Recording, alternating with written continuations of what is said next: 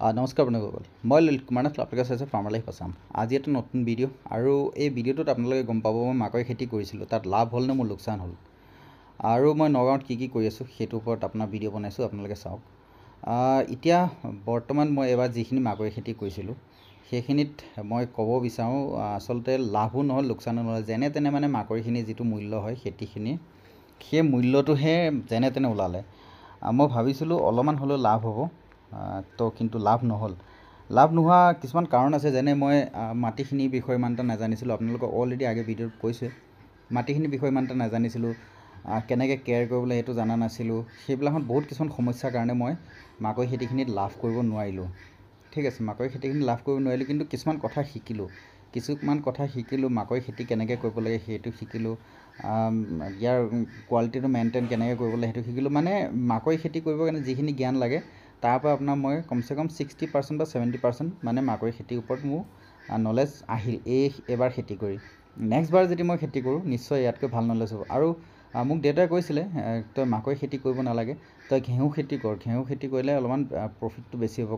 কৈছিলে কি মানে তই গছটোও পাবি আৰু গুটিটোও পাবি। কিন্তু মই ভাবিছিলোঁ মানে গছটোৱে মই আচলতে চাইলেজ বনাবৰ কাৰণে বহুত ধুনীয়া হৈছিলে মাকৈখিনি, কিন্তু মই মেচিনটো নিব নোৱাৰা বাবদ মই মেচিনটো যে নিব নোৱাৰিলোঁ, সেইটো কাৰণে মই চাইলেজ বনাব নোৱাৰিলোঁ। আৰু আচলতে যদি মই মেচিনটো নিব পাৰিলোঁ হয়, যদি চাইলেজখিনি বনালোঁ হয়, তেতিয়া আচলতে মোৰ লছ নহ'লে হয়, উল্টা লাভহে হ'ল হয়। তো নেক্সট টাইম মই চাওঁ, মেচিন যদি নিব পাৰোঁ তেতিয়াহ'লে মই হয়তো চাইলেজহে বনাম। তাত মাকৈ খেতি কৰিলেও চাইলেজৰ কাৰণেহে কৰিম, খালি চাইলেজৰ কাৰণে কৰিম, নে কি মই গুটিৰ কাৰণে কৰিম। ঠিক আছে, মই আপোনালোকক দেখাই আছোঁ, এইটো মোৰ নগাঁও মোৰ ফাৰ্মখন হয়, সৰু মৰুকৈ অকণমানিকৈ এখন ফাৰ্ম, আৰু তাত বৰ ডাঙৰ ফাৰ্ম নহয়। মই তাত ছেটআপবিলাক বনাই আছোঁ। তিনিচুকীয়াত যিহেতু মই ছাগলী ফাৰ্মখন বন্ধ কৰিলোঁ, ইয়াত মই ছেটআপবিলাক বনাই আছোঁ আৰু পাকাকৈ ভালকৈ বনাব চেষ্টা কৰিছোঁ।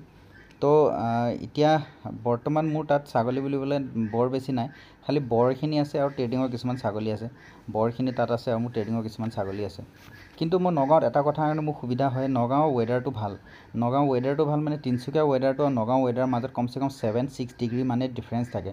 যিটো মানে weather 7 to 6 degree, 6 to 7 degree মানে সদায় ৱেডাৰ ডিফাৰেঞ্চ থাকে। এতিয়া আজি তিনিচুকীয়াত মই আজিৰ তাৰিখত যদি কওঁ, তিনিচুকীয়াত আজিৰ পৰা কমচে কম 15 দিনমান হৈ গ'ল ৰ'দেই দিয়া নাই। কিন্তু নগাঁৱত এনেকুৱা নহয়, নগাঁৱত বৰষুণ দিছে যদিও ৰ'দো দিছে, আৰু জলবায়ুটো মানে অলপমান গৰম হয় তাত। তো সেইকাৰণে মোৰ তাত ছাগলীখিনিৰ কাৰণে বেষ্ট হয়। মহৰ উৎপাত হয়, কিছুমান প্ৰব্লেম আছে, কিন্তু ঘাঁহ গছপাতটো পাবলৈ কাৰণে তাত গছপাত পাবলৈ কাৰণে এভেইলেবল। মোৰে আপোনাৰ কমচে কম 25 জোপামান আহঁত গছ আছে, আৰু তিনিটা ফিচাৰীত মোৰ ঘাঁহেই ধুনীয়া, মানে ছাগলীৰ কাৰণে ঘাঁহ আছে। গৰুৰ কাৰণে অলপমান অসুবিধা হ'ব পাৰে, কিন্তু গৰুৰ কাৰণে আৰু এটা তাত সুবিধা মোৰ কি আছে, যদি মই ইন ফিউচাৰ কওঁ, তাত মোৰ গৰুৰ কাৰণে এটা সুবিধা কি আছে, তাত খেৰৰ অভাৱ নাই। আপুনি যিমান খেৰ ৰাখিব মন যায় তিমান ফ্ৰীকৈ খেৰ ৰাখিব পাৰে, কাৰণ তাত চবে মেচিন খেতি কৰে, বৌ খেতি যিটো মেচিন খেতি বুলি কয় সেইটো কৰে। তাৰপিছত আৰু লগতে শালি ধানবিলাকো কৰে। তাত মানে খেৰৰ কোনো অভাৱ নাই, সেইটো এটা প্লাছ পইণ্ট আছে। আৰু লগতে নিজৰ জেগা, নিজৰ মাটি আছে, তাত মই চাইলেজৰ কাৰণে যদি কৰি লওঁ তেতিয়া মই চাইলেজৰ ব্যৱস্থা কৰি ল'ব পাৰোঁ। মই তাত যিমানখিনি খেতি বাতি কৰিলোঁ এইখিনি চব মা দেউতাহঁতে পূৰা হেল্প কৰি চবে মিলিজুলি আমি কৰা গৈছে। মা দেউতাহঁতে খুব লাগিছে, তেওঁলোকৰ মা দেউতা থকাৰ কাৰণেহে ইমানখিনি কৰিব পাৰিছোঁ। আপোনালোকে দেখিছিলেহে মোৰ মা হয়, নেক্সট আপোনালোকে মোৰ দেউতাক দেখিব, এজন মোৰ দেউতা হয়। তো আমি মিলিজুলি কৰিছিলোঁ, দেউতা মায়ে মোক খুব ছাপোৰ্ট কৰে, তেওঁলোকৰ ছাপোৰ্টৰ কাৰণেহে ইমানখিনি কৰিব পাৰিছোঁ। মই যিমান কষ্ট কৰোঁ মোতকৈ তেওঁলোকে বেছি কষ্ট কৰে। ঠিক আছে, সেইটোৱে কওঁ। নিশ্চয় নেক্সট টাইম বোলে কিবা অকণ ভাল কৰিমগৈ বুলি চেষ্টা কৰি আছোঁ, এতিয়ালৈকে কৰিব পৰা নাই, কৰি আছোঁ। আৰু আপোনালোকে আশীৰ্বাদ লাগিব, আপোনালোকে সদায় মানে ছাপোৰ্ট লাগিব। চাওক, সদায় মানে শিকিয়ে গৈ আছোঁ, যেতিয়ালৈকে মানে জীয়াই থাকিম তেতিয়ালৈকে শিকিয়ে গৈ থাকিম বুলি ভাবিছোঁ। ইয়াৰ লগতে আৰু এটা কথা কি হ'ল, যোনদিনাখন মাকৈ মাৰি আছিলোঁ, মাকৈটো মানে মেচিনত মাৰি আছিলোঁ, মাৰনাখনে আকৌ মোৰ ইটাও আহিলে, যিটো মই ফাৰ্ম বনাই আছিলোঁ বড়ো ফাৰ্মখন। তো বড়ো ফাৰ্মখনৰ কাৰণে ইটা আহি পাইছে এইখিনি সময়তে। তো ইটাটো আকৌ মই মানে লাহেকৈ হেৰি কৰি, এতিয়া আপোনালোকে দেখিব, এইটো মোৰ মানে যিটো মোৰ বড়ো ছেটআপ হয়, 20জনী ছাগলী এটা মানে কেপাচিটিত এটা হেৰি বনাইছোঁ। তাত খালি 20জনী ছাগলী ৰাখিব পৰাকৈ মানে এটা কেপাচিটি গঁৰাল এটা বনাইছোঁ। ওখটো আপোনাৰ 4 ফুট 4.5 ফুটমান ওখ আছে।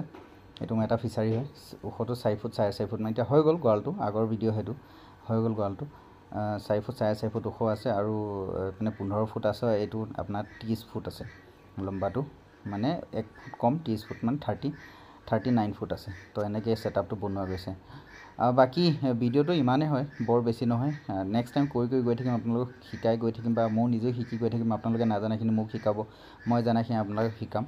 তো সেনেকৈ কৰিয়ে মানে ফাৰ্মটো চলাম বুলি ভাবিছোঁ। আপোনালোকৰ আশীৰ্বাদ মৰম থাকিলে। Thank you, all the best, ধন্যবাদ।